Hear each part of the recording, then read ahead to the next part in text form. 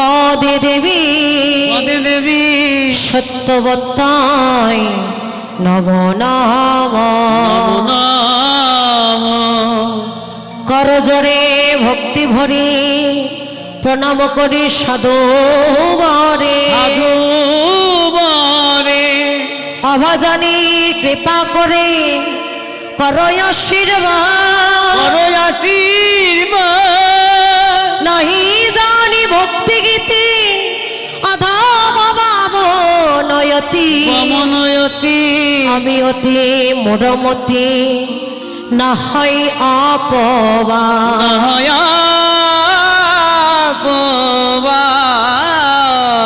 দাঁড়ায় আছি সভাস্থলে পরম গুরুর কৃপা বলে নিতায়ের চরণ তলে প্রণাম জানাই।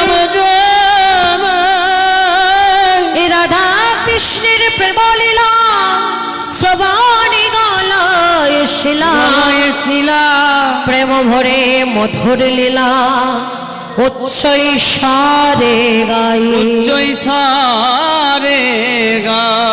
সাধুগুরু বৈষ্ণব মেলি মস্তকে দাও চরণি ধুলি প্রেম ভরে মধুর লীলা গাইতে যেন পারি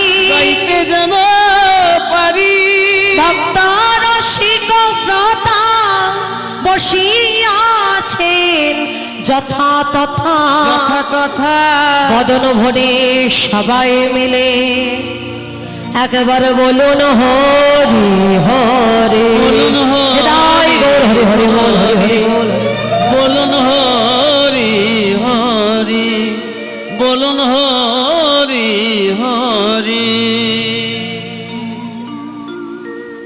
আগত অনাগত অভ্যাগত পরম সাধুগুরু পরম বৈষ্ণব বৈষ্ণবী এবং আগত সকল ভক্ত চরণে রহিল এই দিন প্রতিদিন সাধনহীন কৃষ্ণ ভক্তহীন প্রেম মাধুর্যহীন ঝুমা দাসের শত শত কোটি ভক্তিপূর্ণ দণ্ডবত প্রণাম। সেই সাথে আমার রাধা মাধবের আতুল রাঙা চরণে আমার নিতাই চাঁদ আমার গৌর চাঁদের চরণে আমার পিতা মাতা আমার শিক্ষাগুরু দীক্ষাগুরুর চরণে রহিল শত শত কোটি ভক্তিপূর্ণ দণ্ডবত প্রণাম। আজ এই মহৎ হরিবা আসনে আমি আপনাদের সামনে উপস্থিত হয়েছি কৃষ্ণ কথা হরি কথা বলবার লাগে। কিন্তু মা আমি যে কলির সামান্য এক হত জীব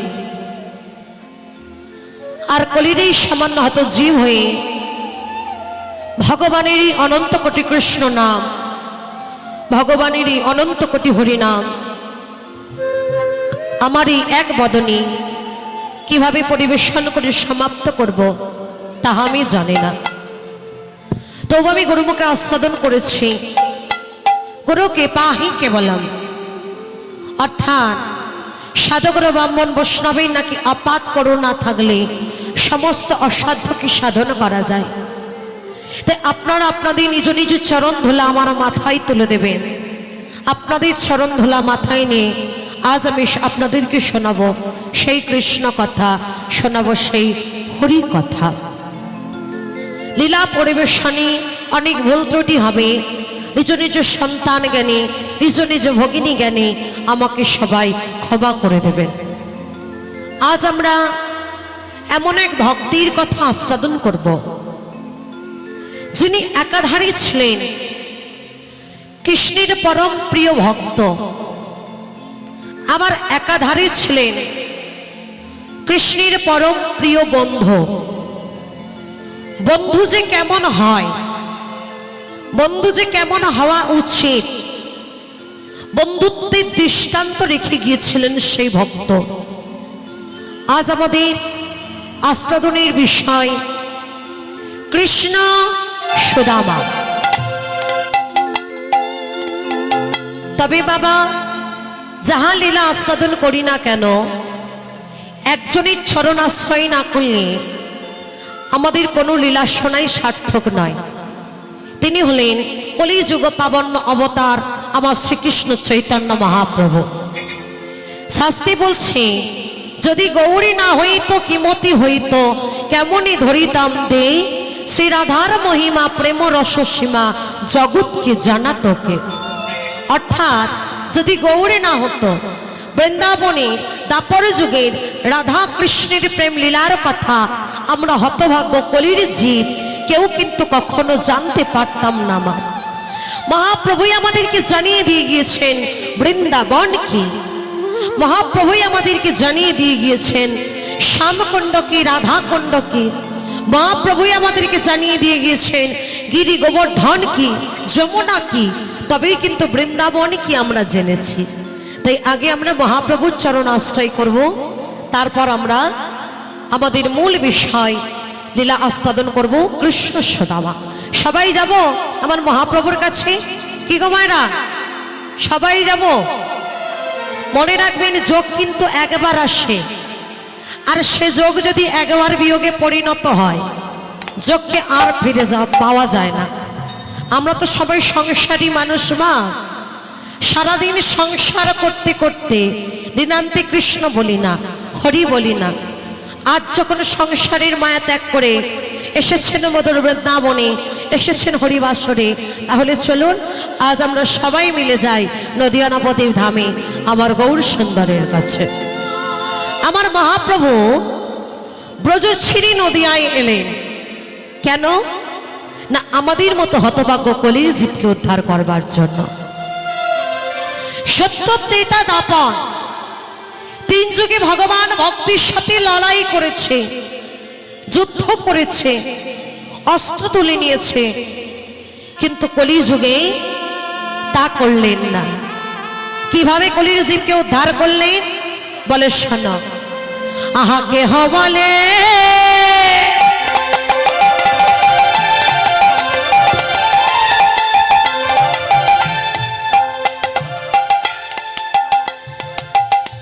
উস্তি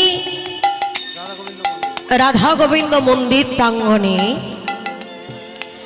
রাজ উৎসব উপলক্ষে প্রতি বছর এই সুন্দর মধুর বৃন্দাবন মহৎ হরিবাসর হয়। আর এই সুন্দর মধুর বৃন্দাবন এতটা সুন্দর হয় শুধুমাত্র আপনাদের মতো কৃষ্ণ অনুরাগী ভক্তের জন্য।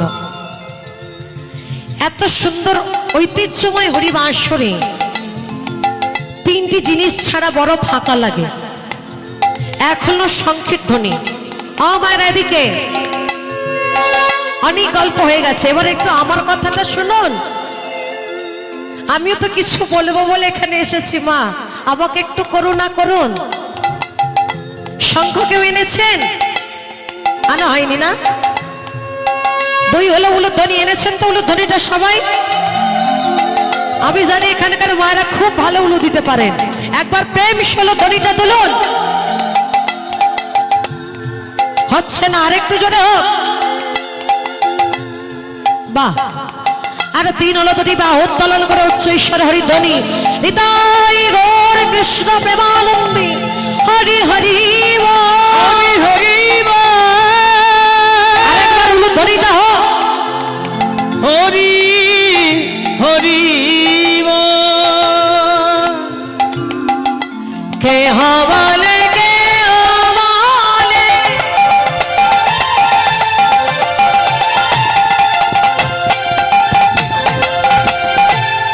পোড়া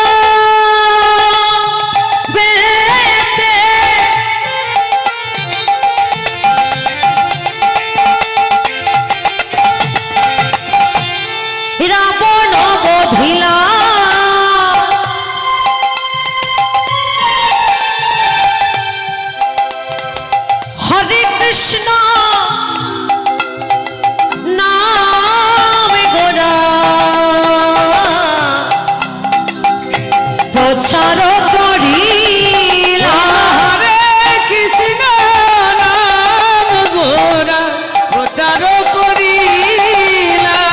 বলে যেছে সেধে হরি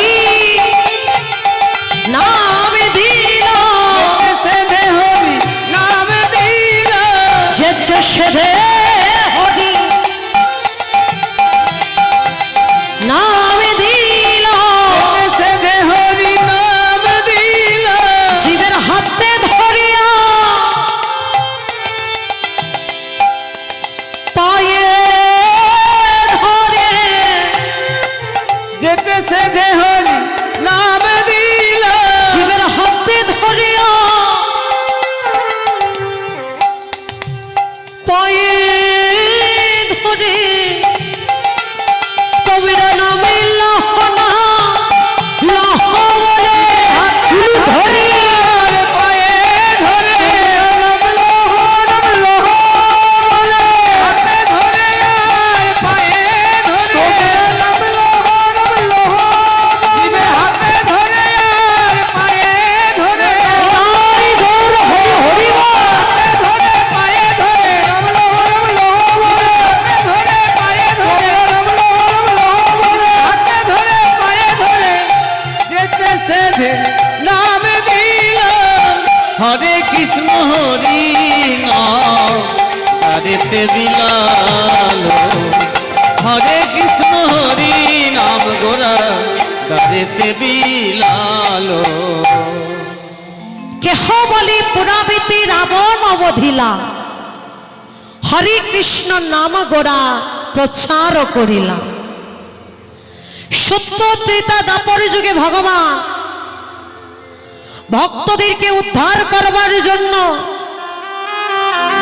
নিজের হাতে অস্ত্র তুলে নিলেন, ভক্তদের সাথে লড়াই করলেন। কিন্তু কলিযুগ পাবন্য অবতার শ্রীকৃষ্ণ চৈতন্য মহাপ্রভু কলিযুগে এসে মনে মনে চিন্তা করলেন, এই কলিযুগে আমি মারবটা কাকে? আমার কলির সন্তান এরা তো সবাই মরে আছে, এদেরকে বাঁচাতে হবে, নতুন করে মারার কিছু নেই। তাই ভগবান কলির জীবকে উদ্ধার করবার জন্য নামরূপী প্রেমরূপী অস্ত্র ধারণ করলেন। যে নাম নিতে চাইল তাকে তো নামে দিলই, আর যে নাম দিতে চাইল না তারও হাতে ধরে পায়ে ধরে হরি নাম কৃষ্ণ নাম দিয়ে গেল। যিনি ভগবান, যিনি অনন্ত কোটি বিশ্ব ব্রহ্মাণ্ডের মালিক, সেই ভগবান শুধু ভক্তির হাতে ধরছে পায়ে ধরছে তা নয়, ভক্তের হাতে মারও খেয়ে গেলেন।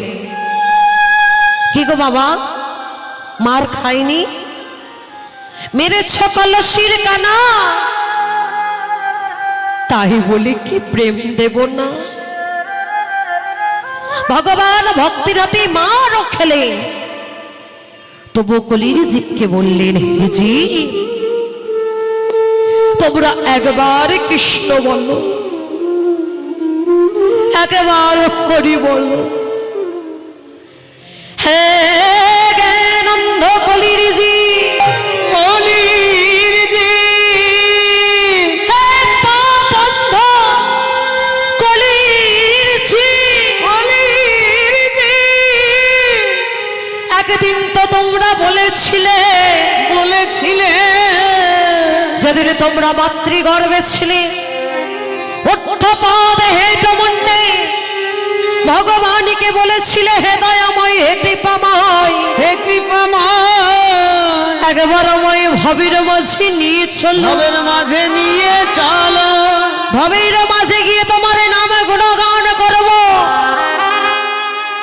কে গো মায়েরা, যেদিন মাতৃ জঠরে ছিলাম, ঊর্ধ্বপদ হেটমুণ্ডে ভগবানকে বলেছিলাম, দয়াময় একবার তুমি ভবের মাঝে নিয়ে চলো। ভবের মাঝে গিয়ে আমি তোমার নাম গুণগান করব। কিন্তু ভবের মাঝে এসে নাম গুণগান তো দূরের কথা, তাকেই আমরা সবাই ভুলে গেছি। ভুলে গেছি কে আমি, ভুলে গেছি কি আমার পরিচয়, ভুলে গেছি কোথায় আমার ঘর, ভুলে গেছি কে আমার আপনজন, ভুলে গেছি কোথা থেকে এলাম আমি, কোথায় আমাকে যেতে হবে। কৃষ্ণ ভজিবার তরি, কৃষ্ণ ভজিবার তরে, সংসারে আইনু, সংসারে আইনু, মিছে মায়ায় বদ্ধ হয়ে বদ্ধ হয়ে, বৃক্ষ সম হইনু।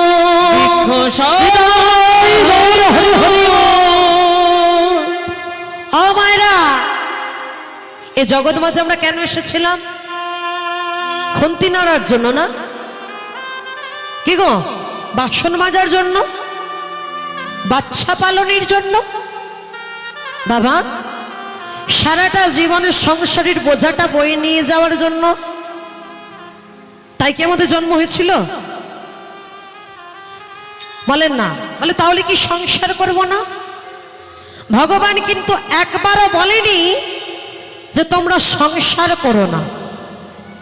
স্বয়ং মহাপ্রভু নিত্যানন্দ প্রভুকে বলেছিলেন, দাদা তুমি সংসার করো, কিন্তু সংসারী হইও না।